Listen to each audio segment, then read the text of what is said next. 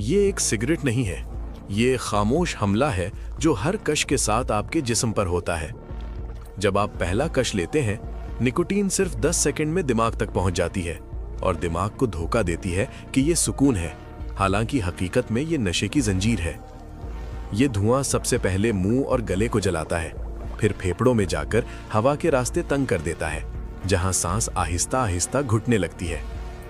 Carbon monoxide आपके खून में ऑक्सीजन की जगह ले लेती है, दिल को ज्यादा मेहनत पर मजबूर करती है और हर धड़कन के साथ जिंदगी का वक्त कम करती है। ये जहर सिर्फ फेफड़ों तक महदूद नहीं रहता, ये दिल, दिमाग, मेदा, आंतों और पूरे जिस्म को नुकसान पहुंचाता है। ये नशा नहीं, ये सुस्त मौत है जो रोज थोड़ा थोड़ा करके आपसे सब कुछ छीन लेती है। लेकिन एक सच ये भी है, जिस दिन आप छोड़ने का फैसला करते हैं, उसी दिन जिस्म ठीक होना शुरू हो जाता है, सांस बेहतर, दिल मजबूत और जिंदगी दोबारा रोशन हो सकती है।